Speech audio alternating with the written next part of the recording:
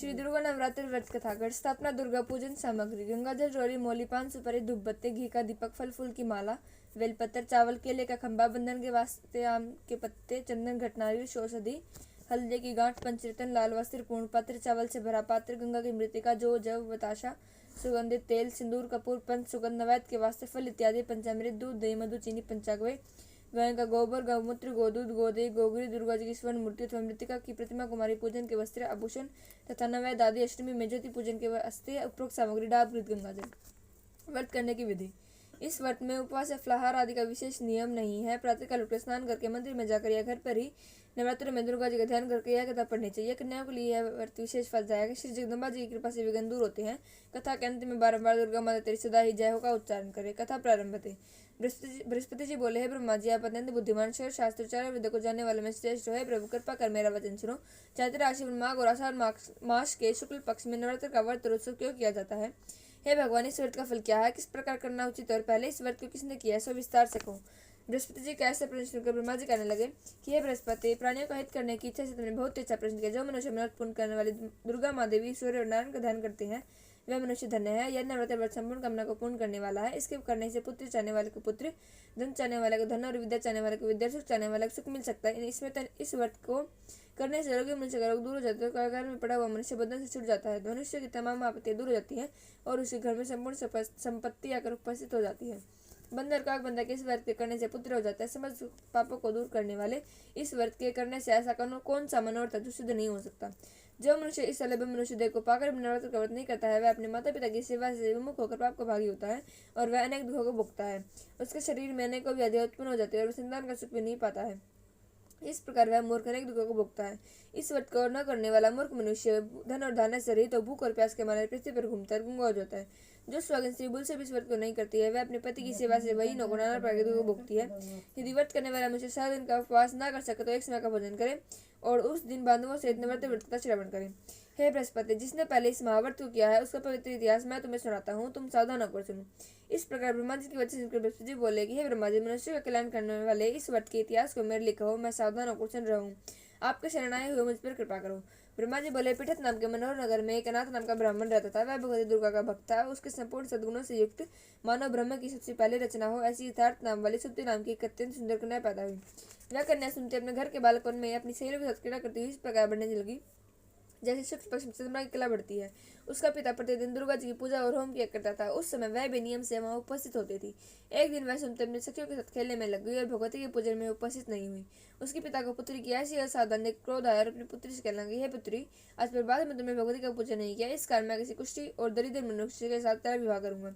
इस प्रकार पिता के वचनों को सुनकर सुमति को बड़ा दुख हुआ और अपने पिता से कहने लगी कि हे पिताश्री, मैं आपकी कन्या हूँ, मैं सब तरह से आपके अधीन हूँ, जैसी आपकी इच्छा हो वैसा ही करो।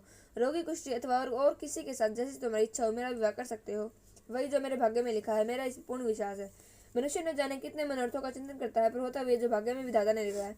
जो जैसा कर्म करता है उसका फल भी उस कर्म के अनुसार ही मिलता है, क्योंकि कर्म करना मनुष्य के अधीन है, पर फल देना देव के अधीन है। जैसे अग्नि में पड़े हुए तृणादि उसको अधिक प्रदीप्त कर देते हैं, उसी तरह अपनी कन्या के ऐसे निर्भीता से कहे वचनों को सुनकर उस ब्राह्मण को और अधिक क्रोध आया। तब उसने अपनी कन्या का विवाह कुष्ठी से कर दिया और अत्यंत क्रोध होकर पुत्री से कहने लगा कि जाओ जाओ जल्दी जाओ, अपने कर्म का फल भोगो, देखे केवल भाग्य और क्या करती है।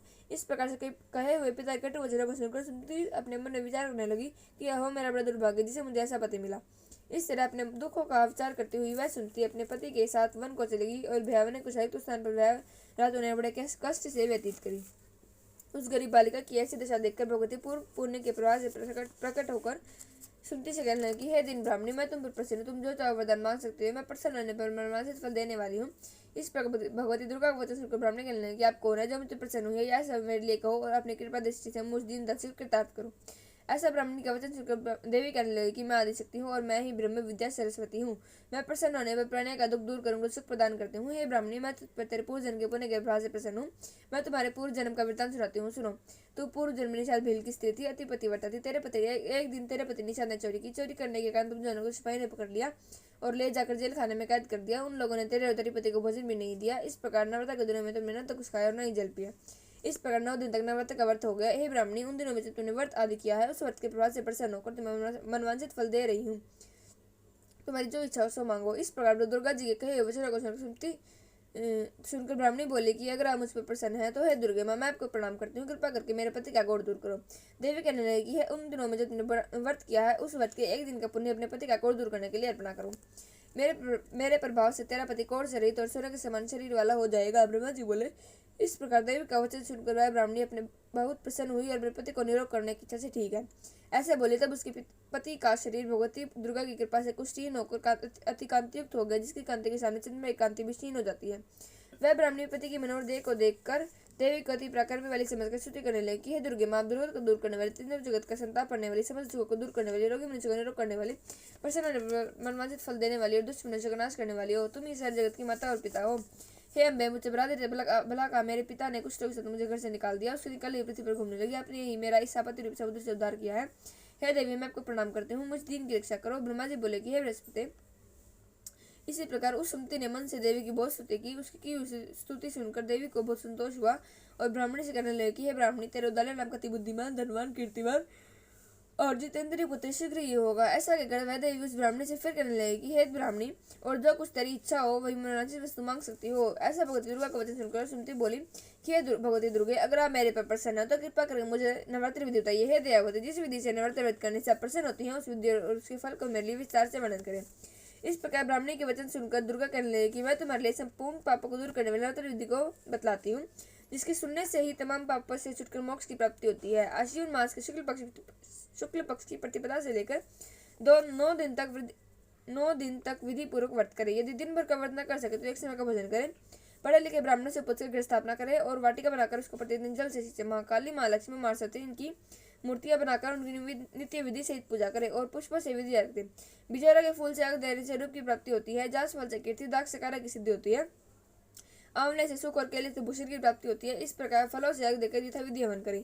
खांड, घी, गेहूं, शहद, जौ, तिल, भीम, नारियल, दाख और कदम इनमें हवन करें। गेहूं से होम करने से लक्ष्मी की प्राप्ति होती है। खीर और चंपा के पुष्प से धन और पत्तों से तेज और सुख की प्राप्ति होती है।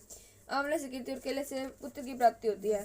कमल से राज समाना और दाखों से सुख संपत्ति की प्राप्ति होती है। खांड, घी, नारियल, शहद, जौ और तिल इनमें तथा फलों से होम करने से मनवांछित वस्तु की प्राप्ति होती है। व्रत करने वाला मनुष्य इस विधान से होम कर आचार्य को तंत्र से प्रणाम करे और यज्ञ की सिद्धि के लिए उसे दक्षिणा दे। इस महाव्रत को पहले बताई हुई विधि के अनुसार जो कोई करता है उसके संपन्न और सिद्ध हो जाते हैं। इनमें तनिक भी संशय नहीं है। इन 9 दिनों में जो कुछ दान दिया जाता है 100 करोड़ गुना मिलता है। इस नवरात्र के व्रत करने से अश्वमेघ यज्ञ का फल मिलता है। हे ब्राह्मणी, इस संपूर्ण कामना को पूर्ण करने वाले उत्तम व्रत को तीर्थ, मंदिर अथवा घर में ही विधि के अनुसार करें। ब्रह्मा जी बोले कि हे बृहस्पति। इस प्रकार बृहस्पति ब्राह्मणी को व्रत की विधि और फल बताकर देवी अंतर्ध्यान हो गई।